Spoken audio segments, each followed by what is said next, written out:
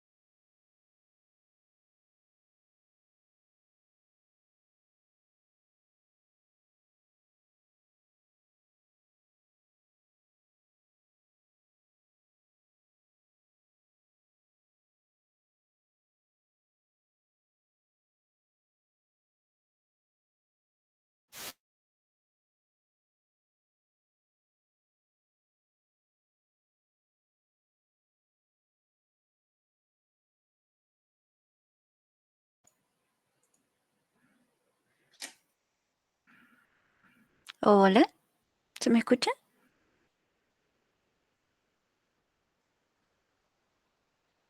Sí, sí, se escucha. No sé si el resto también, pero acá se escucha. Sí, se escucha. Perfecto. Sí. Ah, buenísimo, buenísimo.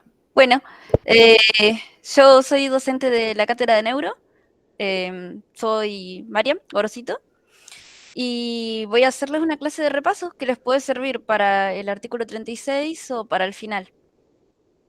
Em, después voy a dejar de compartir la cámara para compartirles pantalla. A mí no me molesta que estén sin cámaras también. Pasa que es porque la compu si no se traba mucho. Así que nada, quería presentarme con cámara y ahora voy a proceder a compartirles pantalla. Bien, a ver. Más opciones.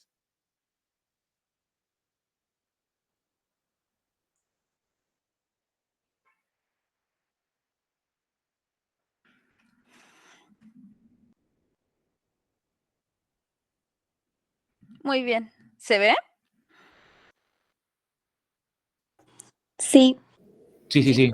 sí, se ve. Perfecto, gracias por responder. Muy bien. Bueno, em, antes que nada, como hoy es 9 de julio, feliz día eh, de la independencia.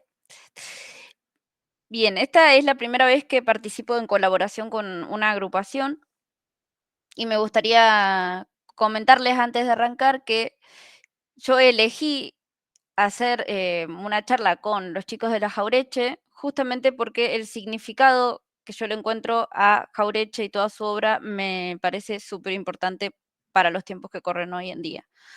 Eh, Siempre remarco en mis clases también la importancia de recordar que nuestra facultad se edificó sobre un ex campo de concentración. Por eso está también la foto del nieto 140, que es una re linda noticia que se recuperó ahora, y me encanta que los chicos militen este tipo de cuestiones porque hacen a la patria realmente más fuerte. Porque justamente una de las cosas que, esperen que voy a abrir el PowerPoint así puedo ir cambiando. Una de las cosas más importantes de Arturo Jaureche fue su legado en términos de textos, las cosas que decía, las cosas que hacía. Pero es muy importante, acá les dejo 3 recomendaciones porque después les voy a dejar el PowerPoint entero igual. No sé si están grabando. ¿Están grabando los chicos de la Jaureche? Sí, está grabado, está grabado, está grabado. Sí. Ah, buenísimo. ¿Y se sigue viendo el PowerPoint aunque haya salido? No, no, no, se sigue viendo. No sé el resto, pero se sigue viendo, si no hay problema. Perfecto. Ahora está en la diapositiva 2. Se Sí, ve sí, Arturo, sí, todo sí, sí, perfecto. sí. Muchas gracias. Bien, volviendo entonces, no fue una elección al azar, la verdad es que yo quería participar con ellos justamente porque me parece súper importante que se vuelva a hablar de Jaureche y sobre todo en nuestra universidad, que como les decía, pasó todo lo de las dictaduras, Jaureche vivió todas, así que tiene un abanico muy amplio, una visión muy amplia de la historia argentina y la forma en la que lo enuncia puede ser utilizada como una forma de resistencia de los pueblos. De, por ejemplo, en esta, donde dice los profetas del odio y la yapa, la colonización pedagógica. Eso, por ejemplo, como docentes nos importa muchísimo. Perdón que haga esta pausa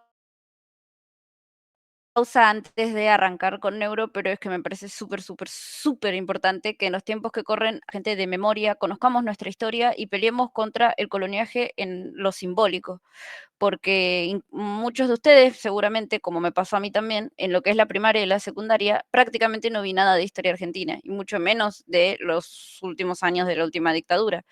Estudiaba mucho más de Europa, de Imperio Persa, romano, y nada de nuestros pueblos originarios, nuestro mestizaje original, nuestro pasado colonial, hispano.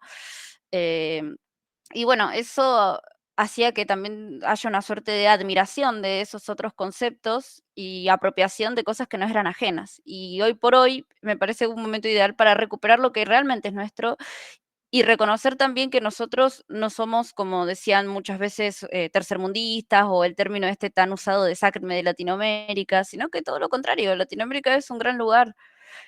tenemos valores muy puros de comunidad en Argentina. El mismo Eternauta cuando habla de nadie se salva solo. Sí, eso es lo que quiero inspirar con esto también. A mí me gusta la idea de hacerles este espacio porque nadie se salva solo y ustedes son estudiantes y los quiero apoyar incluso fuera del aula. Así que bueno, eso, nada más quería como hacer un pequeño paréntesis de por qué elegí trabajar con los chicos de la Joreche y brindarles este espacio. Un 9 de julio que aparte es muy significativo.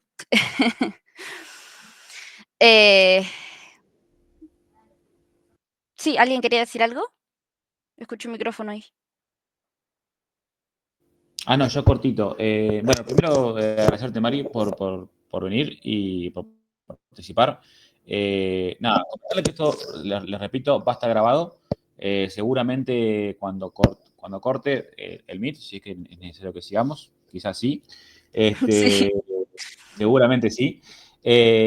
Vamos a cortarlo 10 minutos antes, para que la idea que vamos a ingresar de vuelta, que sea un poco más ordenado, así la clase queda grabada. Más que nada eso. Pero eso es todo lo que quiero aportar. No sé si alguien más tiene algo para decir, pero sigamos con lo tuyo. Sí, les abro el espacio si quieren decir algo al respecto antes de que me ponga en tema neuro, full neuro.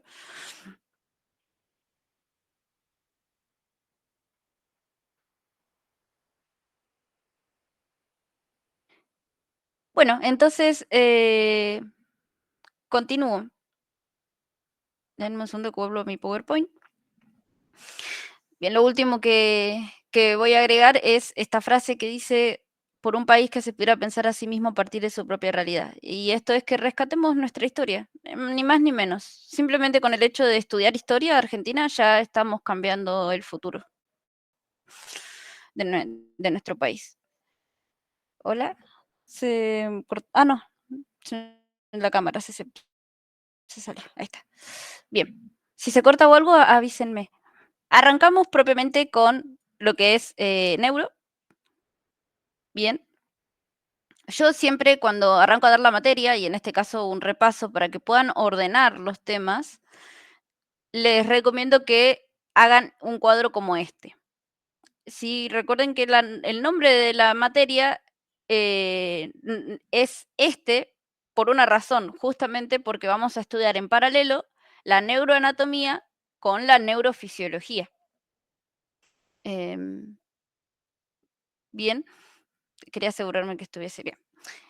¿Qué quiere decir? Neuroanatomía habla de la forma, de lo morfológico. ¿Sí? Es decir, que nosotros acá vamos a hablar de estructuras. Si vamos a hablar de estructuras, puede ver y tocar, o sea, es una estructura. Núcleos, algún recorte de algún área de área física, digamos, algo morfológico de nuestro sistema nervioso. Mientras que el criterio fisiológico hace alusión a la función. Muchas veces una cosa que veo que sucede en estudiantes de psicología, y me parece que es algo que se repite bastante en los exámenes, es que tienen más afinidad con el criterio fisiológico que con el anatómico. Porque sí, el anatómico implica aprenderse muchos nombres de memoria y el fisiológico es más orientado a deducir algunos procesos y por el tipo de carrera que nosotros entender las funciones que recordar o retener en los nombres que no son tan a la práctica de psicoanálisis, ¿no? Bien. Todo lo que es chat lo manejas vos, Danilo, ¿no? ¿Vos, Danilo? Sí, sí, sí. Ahí justo creo que Julieta levantó la mano, me parece. Sí. No sé si Sí, querés. no, que se me está trabando un poco. No sé si será mi internet o quizás ustedes, no sé. Ay, sí, a mí también se me está trabando todo. A mí también se me traba un poco. Ay, no. Puede ser que mi internet no sea el mejor también. Danilo, ¿a vos se te traba? A mí sí se me trabó un toque cuando justo estabas hablando. Bueno, vuelvo a repetir. Mm, A ver. Sí, tengo como poco internet. A mí en particular se me empezó a trabar cuando empezaste a hablar de fisiología, que dijiste como el problema de los estudiantes o algo así. Bueno, retomo desde ahí entonces. Ahí dicen que ya se escucha bien. Bien. Bueno. Ahora sí. Les comentaba algo que no les dije. Yo soy psicólogo y dentro de la cátedra hay médicos también. Entonces, si tienen la oportunidad de asistir a otras clases como las de teórico de Augusto Luisi, van a tener otro tipo de lenguaje. Pero como yo estudié psicología en la misma universidad que ustedes, o sea, soy de acá, de la UNLP, es como que logro entender la lógica que hay atrás del pensamiento de un estudiante de psicología a la hora de acercarse a estos conceptos que son como muy ajenos a nosotros. Entonces, lo que les decía era que se entiende que lo anatómico siempre cuesta un poquito más, pero que en lo fisiológico, que es deducir cómo funciona, suelen llevarse mucho mejor, desempeñarse mucho mejor los estudiantes de psicología. Ahora, por eso yo les traigo muchas imágenes para ver lo anatómico, para facilitarles ese aprendizaje. Bien, lo que yo les decía era, háganse un cuadrito, o pueden hacerlo como quieran, pero lo importante es que siempre que estudien un tema de neuro, pongan todo lo que tenga que ver con lo anatómico y todo lo que tenga que ver con lo fisiológico, porque si no a veces se les olvida. Por ejemplo, pasa mucho con sueño, que empiezan a hablar de las fases del sueño, pero no saben hablarme sobre estos otros aspectos que todavía no los menciono todavía hoy, va a ser al final del PowerPoint, así que no se preocupen si no les suena del todo. No todas las comisiones llegamos a verlo, la verdad, este año. Pero en sueño hay algunas estructuras como el núcleo supraquiasmático, el área preóptica ventrolateral o la formación reticular, que son cosas que se les suele olvidar quizás al arrancar el tema, y arrancan por la fase REM y no REM, por ejemplo, que está bien, pero es muy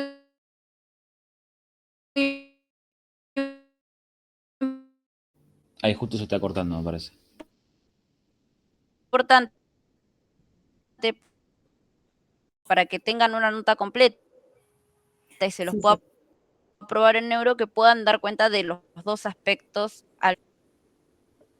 Perdón, justo ahí se cortó lo último que Ahora, dijiste. lo último. Ah, sí, que lo de la división del sistema nervioso. Bien. Ese es como la base. A ver, voy a ver si puedo desactivar algunas funciones de la. Vamos a desactivar este. Sí, creo que no puedo sacar más nada. Como para que no gaste internet otra cosa. No. Bueno. Bien. Entonces, lo que les decía es que vamos a arrancar por la división del sistema nervioso brevemente nomás. Como para que se entienda cómo agarrar este tema y por qué es la base de todo. Cuando nosotros hablamos de cómo dividimos el sistema nervioso, estamos hablando de una categoría de análisis nuestra. El sistema nervioso es un todo, un conjunto en su totalidad y que funciona aparte de forma muy compleja y muchas cosas al mismo tiempo van sucediendo. Pero nosotros, para poder recortar nuestro objeto de análisis, que es precisamente el sistema nervioso con un contexto determinado, vamos a separarlo. Entonces, nosotros podemos separar el sistema nervioso según su forma en dos opciones: el sistema nervioso central y el sistema nervioso periférico. Y según la función de nuestro sistema nervioso, en sistema nervioso somático y sistema nervioso autónomo. Según la forma, nosotros vamos a hablar de sistema nervioso central. ¿Sí? Acá está el criterio neuroanatómico. Nosotros vamos a hablar de sistema nervioso central, que las siglas son SNC, cuando hablamos de cualquier estructura de nuestro sistema nervioso que esté protegido por hueso. ¿Sí? En el caso del encéfalo es el cráneo y en el caso de la médula son las vértebras. Por eso nosotros nos estamos basando en algo anatómico, algo de su forma. Si algo de lo que nosotros podemos ver y tocar tiene hueso alrededor, listo, es sistema nervioso central. Mientras que el sistema nervioso periférico, que sigue siendo un criterio dentro de lo anatómico, van a ser los nervios, que salen y entran por las ranuras o los hoyitos que hay entre los huesos. ¿Sí? Emergen del sistema nervioso central y también vuelven al sistema nervioso central. Tenemos nervios craneales y nervios espinales. Bien, una aclaración que me parece súper importante. Vieron que acá dice encéfalo, no dice cerebro. Eso es algo que también a veces se da confusión. Cuando yo digo encéfalo, estoy hablando del conjunto de estas tres estructuras. ¿Sí? Importante, no es lo mismo decir cerebro que encéfalo. Entonces, cerebro solamente es, en este caso, la parte gris que está arriba, que es donde vamos a ver la corteza cerebral, los hemisferios, las cisuras, todo lo que es corteza cerebral. El modelo de Tamaroffi-Allegri, todo eso va a hablar sobre la corteza del cerebro, a lo que le vamos a dar bastante importancia en la materia, porque tiene que ver con nuestro pensamiento consciente. Pero el encéfalo no solamente va a hablar del cerebro y su corteza, sino también del cerebelo, ¿sí? Que siempre cuando encuentren un dibujo del cerebro y no sepan cuál es el lado de adelante y cuál es el lado de atrás, siempre vean dónde está el cerebelo. El cerebelo siempre se va a ubicar en la parte posterior, es decir, cercano a la nuca. Y el tronco encefálico o tallo encefálico, que es lo mismo. Bien, eso también, neuro tiene muchos sinónimos a veces. Voy a tratar de esclarecerles la mayor cantidad posible de sinónimos que encontramos en neuro. Entonces, tallo encefálico y... ay, se me fue ahora. Se me fue la otra forma de decirle. Bueno, lo que les dije recién. Sí. Ah, acá me están preguntando por puente. Bien, puente solamente se le puede decir a la protuberancia, no a todo el tronco encefálico. Ahí está, tronco era. Sí, el tronco o tallo encefálico entero consta de 3 partes. Mesencéfalo, que es la parte que se pega al cerebro. Puente o protuberancia, ¿sí? Puente es una forma de decirle a la protuberancia, que es la parte más gordita o más prominente del tronco encefálico. Y por último, bulbo raquídeo, que bulbo raquídeo es la parte inferior, que es la que va a pegarse a la médula. Entonces, en conjunto, cuando yo hablo de encéfalo, hablo de los 3 juntos, que son los que entran dentro del cráneo. Bien, eso sería sistema nervioso desde el criterio anatómico. Entonces, el sistema nervioso central, retomando, es encéfalo y médula. ¿Por qué? Porque está protegido por, o sea, ¿cuál es el criterio anatómico que usamos para distinguirlo? Que tiene protección ósea. Y el sistema nervioso periférico son los nervios. Es decir, toda aquella parte del sistema nervioso que esté por fuera de esa protección ósea. Mientras que el criterio fisiológico va a hablar de la función. Entonces nosotros ahí vamos a tener acá tenemos el criterio fisiológico, un sistema nervioso somático que va a estar, es cualquier función de nuestro sistema nervioso que esté orientada a vincularlos con el medio ambiente. El sistema nervioso somático es también llamado de la vía de relación, pues vincula el sistema nervioso con el medio mediante el control de los músculos esqueléticos. Es nuestra relación con el medio, mientras que el sistema nervioso autónomo va a ser el que se encargue, aquellas funciones del sistema nervioso que se encarguen de un equilibrio interno. Bien, también llamado de la vida vegetativa, pues configura un equilibrio interno sin control voluntario. ¿Sí? Por ejemplo, la respiración, todo lo que tenga que ver con controlar la frecuencia cardíaca, los ciclos de sueño y vigilia. Siempre va a haber un interjuego, ¿no? Nosotros podemos tener como la voluntad de mantenernos despiertos y modificar nuestros ciclos de sueño, pero la existencia del ciclo de sueño sigue siendo algo que le pertenece al sistema nervioso autónomo, porque no podemos no dormir, ¿sí? Es algo que nuestro equilibrio interno requiere. Bien. Hasta acá, que es solamente como la presentación de la materia. ¿Hay alguna duda o algo que hayan estudiado en sus cursadas que digan, no, esto lo entendí distinto? Hola Mari, ¿qué tal? Te habla ¿Qué Danilo. tal? Te hago una consulta con respecto a la estructura encefálica del sistema nervioso central. no está conformado por 4 estructuras, las 3 que dijiste, y a su vez el diencéfalo, donde está la estructura límbica, ¿o no? ¿O algunos la consideran y otros no? Bueno, muy buena pregunta. Volvemos para acá. Lo que ocurre con el diencéfalo es que es una nomenclatura o una forma de decirle a algunas estructuras internas del cerebro. Por ende, está contemplado acá también, yo les hablé de la corteza del cerebro porque es lo que se ve en la imagen, pero si uno corta este cerebro y lo abre, va a estar el diencéfalo ahí. Porque el diencéfalo comprende lo que es el tálamo y el hipotálamo. Y son estructuras que están hacia el interior del cerebro. La terminología diencéfalo en realidad habla sobre el origen ontogenético de esas estructuras, es decir, cuando estamos con el embrión, si quieren yo les puedo pasar un PowerPoint con un video donde explico todo lo que es ontogenia, porque hoy no lo agregué porque es como bastante complejo y ya casi no lo tomamos, pero nosotros cuando tenemos el desarrollo del tubo neural en el embrión, se va separando en diferentes vesículas. Y estas vesículas después van a dar lugar a estructuras en el adulto. Y algunas de las nomenclaturas de esas vesículas iniciales se mantienen hasta en el adulto, como diencéfalo o mesencéfalo, que en realidad son como nomenclaturas arrastradas de esa época, de la evolución embrionaria de nuestro sistema nervioso. Pero en definitiva, cuando uno dice diencéfalo, no está hablando de una sola estructura, sino un conjunto de estructuras que comparten un origen embrionario común. Que en Bien, este clarito. caso es... Sí.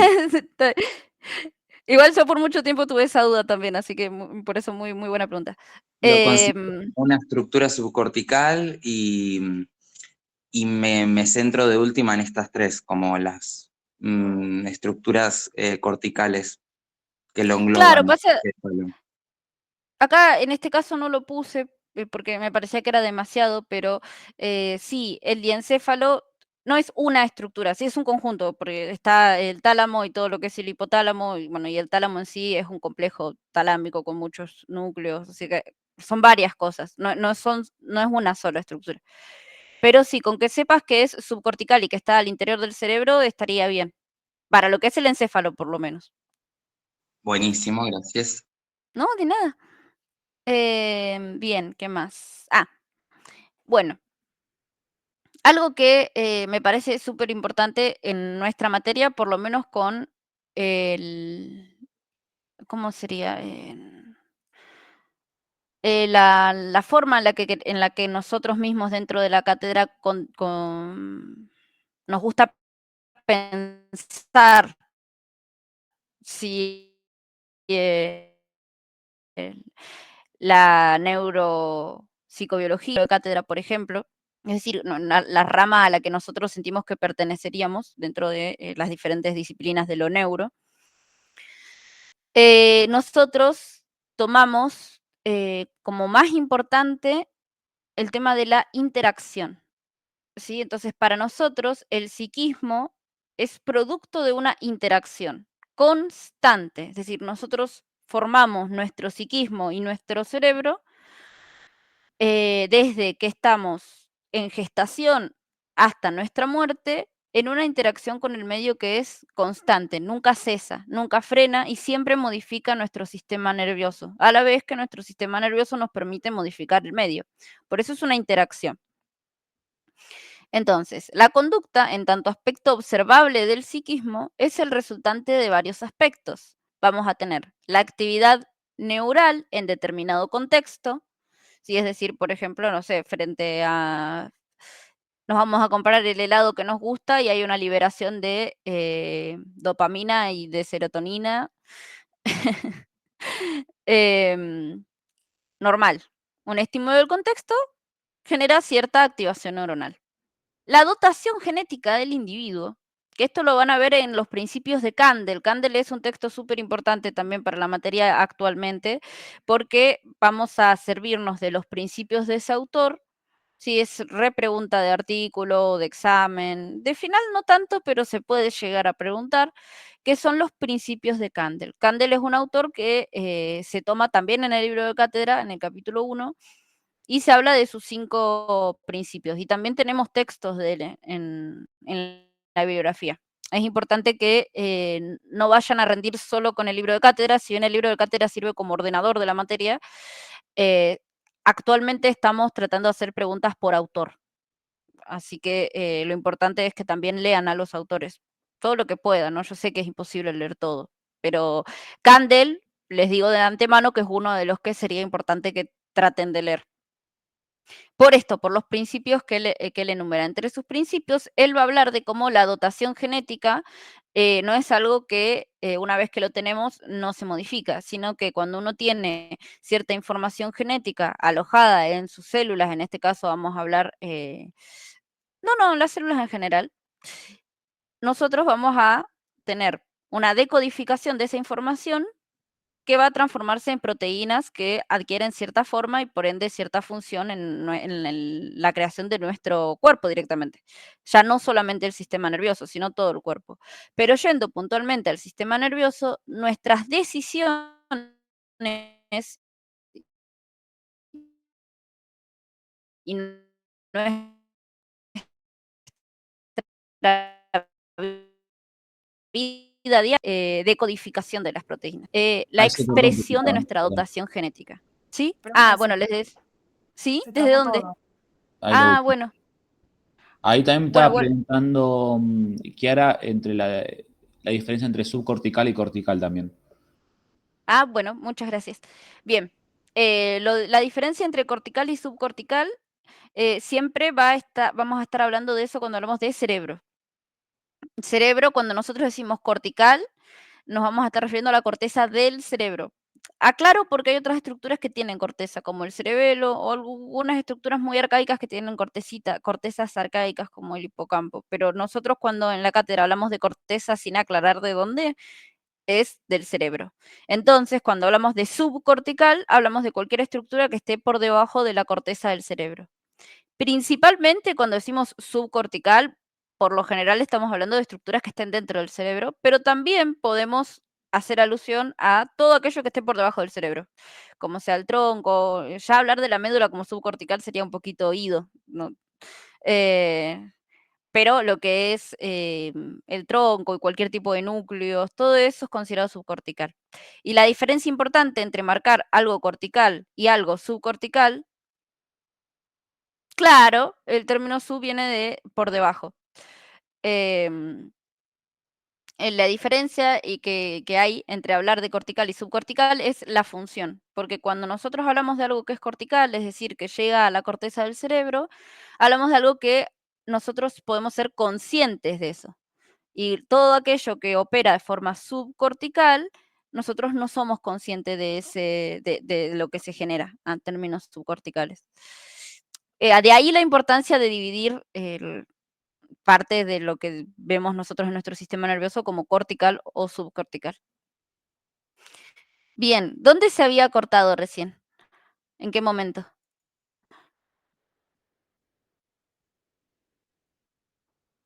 Justito en lo último que estabas diciendo sobre la experiencia del sujeto, me parece.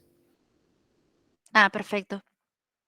Bueno, lo que les estaba hablando de la dotación genética es que Kandel en estos principios, que les recomiendo mucho que estudien, va a hablar en un momento sobre la dotación genética y cómo nuestra experiencia puede modificar la forma en la que nuestra dotación genética se expresa. ¿Sí? Porque piensen que la dotación genética es información que está alojada en nuestro ADN adentro del núcleo de todas nuestras células del cuerpo. Esa información se tiene que decodificar en proteínas. Y bueno, de ahí se va generando todo lo que se expresa en nuestro cuerpo. Entonces, él dice, se puede modificar la transcripción de estas proteínas mediante el aprendizaje y las vivencias. ¿Ven? Entonces, por eso dice que hasta los genes pueden ser modificados.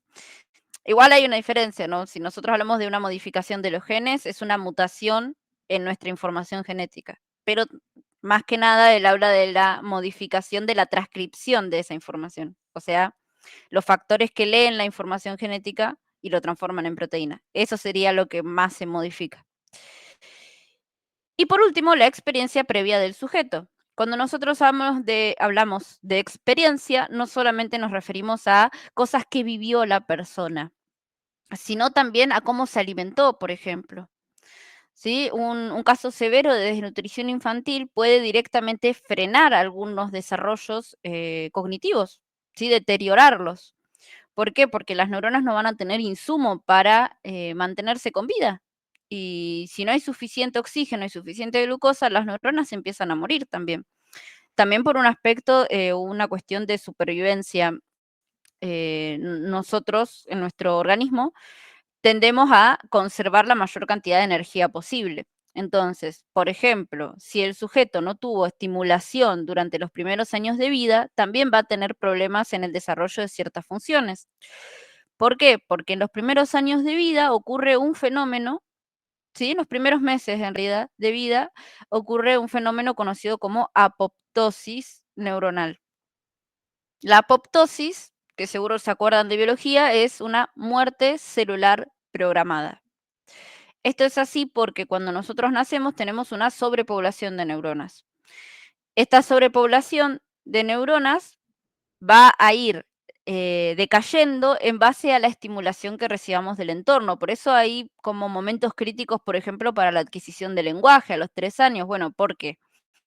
Porque hay muchas neuronas y solamente van a quedar vivas aquellas que puedan formar conexiones con las demás. Y estas conexiones dependen de la estimulación. Por eso es tan importante jugar, hablar, estimular a los bebés, porque están justamente generando conexiones neuronales. Y si no las generan, las neuronas que no se hayan conectado con otras por falta de estimulación, van a terminar muriendo por esta apoptosis. ¿Sí? Entonces, ya ahí la experiencia previa del sujeto está marcando parte de lo que va a ser su vida. Gracias a que nosotros tenemos plasticidad neuronal, que es esta capacidad del cerebro de modificar sus redes neuronales, es decir, la sinapsis, la conexión entre sus neuronas, en base a las experiencias, es que nosotros podemos mejorar alguna aptitud o alguna función que no hayamos podido desarrollar anteriormente. Sin embargo, hay algunos momentos críticos del aprendizaje en el que después es muy difícil solventar una falta de estimulación, como lo que es el lenguaje. Si no hubo ningún tipo de estimulación del lingüística hasta los 3 años, Ahí se te ahí está posteriormente cortando perdido en el algo. bosque, quizás. Ah, ok. Se te cortó algo. Bueno, no, les decía la importancia de la estimulación de todo lo que es el lenguaje antes de los 3 años como momento crítico. Entonces, todas estas interacciones con el medio. Dice que la llamada final será en 15 minutos. Bien. Sí, ahí en 5 Sigo. cortamos y después volvemos de vuelta. Perfecto. Bien. Bueno, entonces, para cerrar, les decía, nosotros tenemos una capacidad en nuestro cerebro que es la neuroplasticidad. Sí, estos últimos 5 minutos los voy a usar para hablar de eso.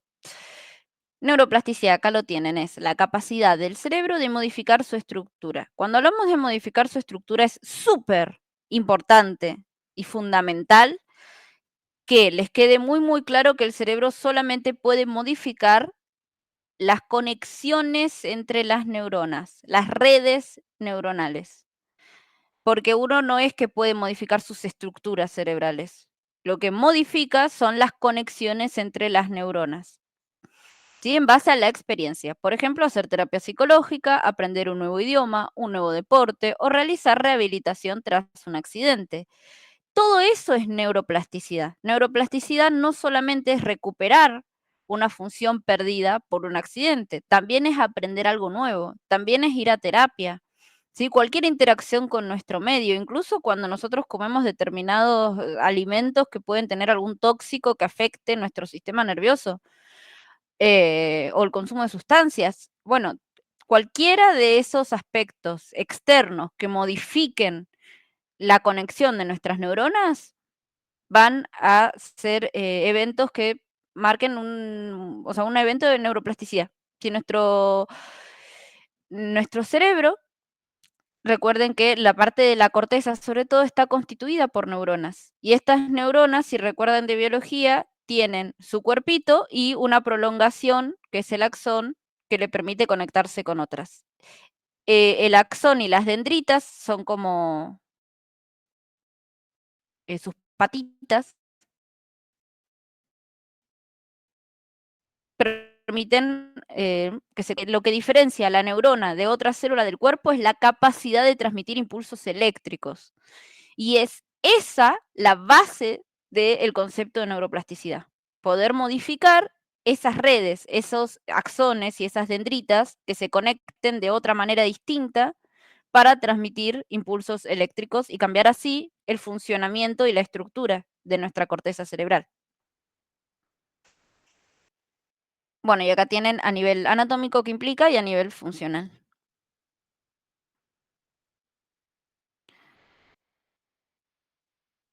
Bien.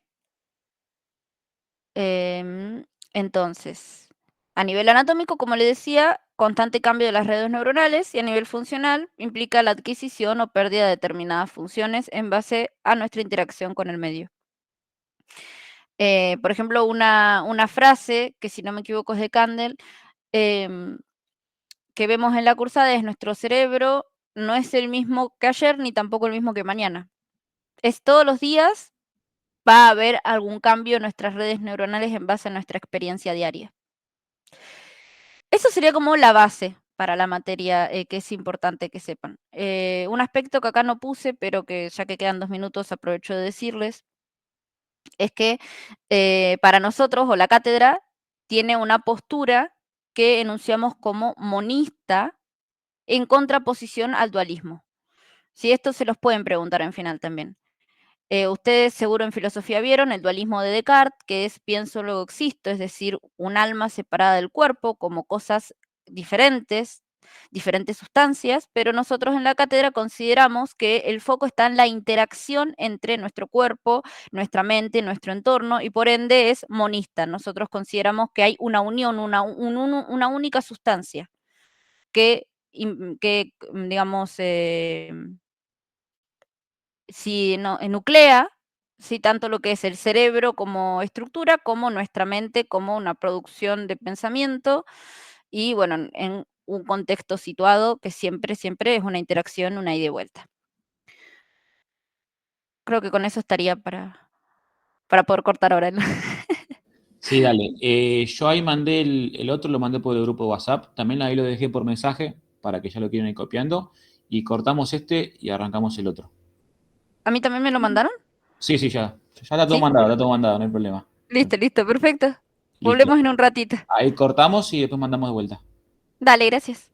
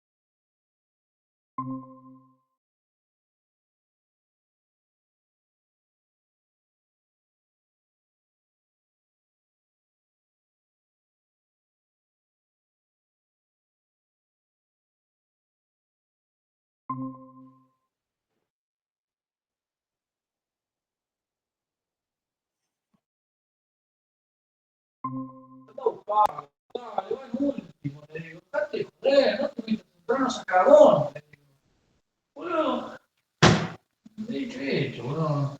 Perdiste, no sé, te perdiste en la cancha. No se cambio de posición. Tampoco la estaba rompiendo toda, pero por lo menos estaba bien ubicada. Y la segunda pelota, igual, a jugar ahí de 8 tenés que llegar más. Siempre llegás muy tarde, muy de atrás. Capaz que te preocupa mucho marcar. ¿Qué sé yo? No sé. Pero te puso de 8 de entrada.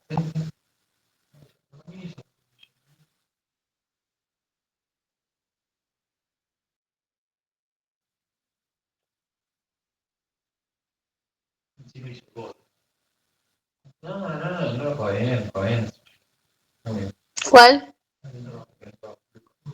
¿El 7, el 15? 18. Ah, ¿encima hizo el gol? Oh, qué cagada. Igual, no juega con una posición de rama, pero igual no. Digo, es más, no. En medio lo pierde, literalmente siempre pierde. Capaz que la estaba tirando todo para arriba. El medio no lo perdía porque yo y Panchi la agarrábamos la segunda siempre. Y el Petillo